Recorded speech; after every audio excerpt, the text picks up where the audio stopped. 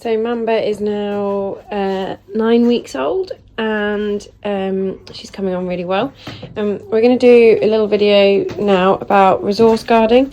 So resource guarding is quite a serious problem. If you have a problem with it, it means that the dog guards something they deem valuable to them.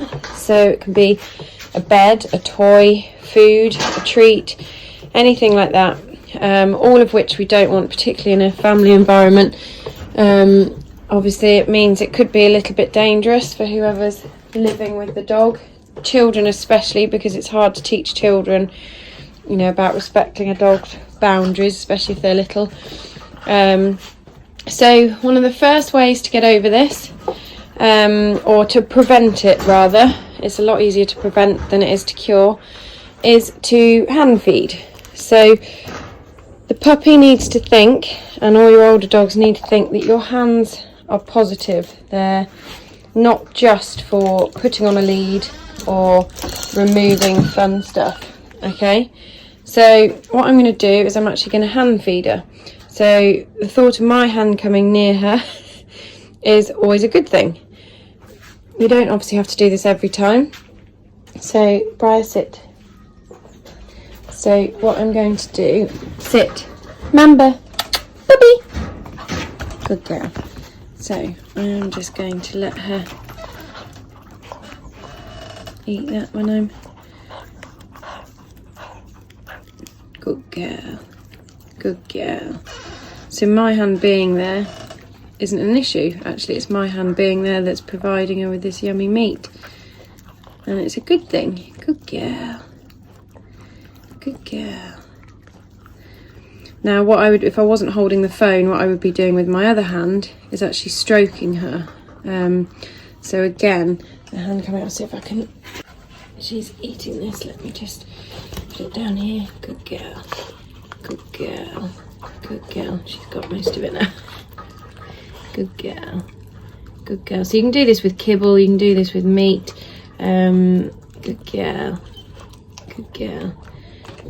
Good girl, good girl, good girl, good girl, good girl. But again, this means that whilst she's eating her breakfast, my hands are not a bad thing. Good girl. They actually bring food towards us. What a good girl.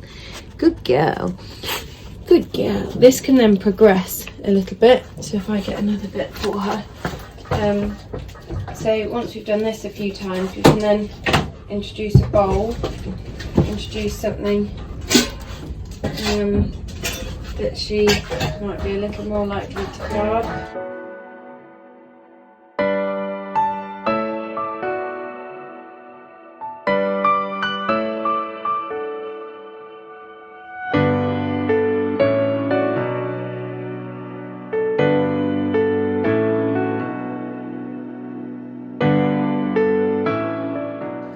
Break this meat up into little bits so she can't just sort of pick it up and run away. I want her to stay at the bowl. I don't want her to be able to take this away,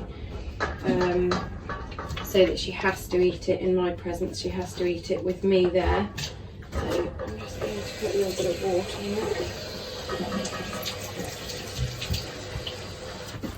So we have made it into a bit of a sloppy mess. So here we are. So she's got her food. Good girl.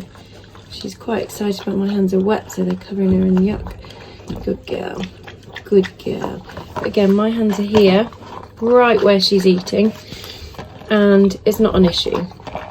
There should never be an issue. You can see my hand there.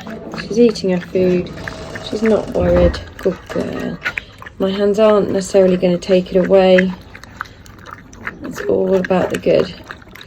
Eventually, if you decide to start removing food, which we will do, you can just pick the bowl up. Good girl, good girl, good girl. I'm telling her she's good for allowing me, good girl, and then put it down. But it's really important. There's a fine line between teaching your dog not to resource guard and just trying to irritate the dog.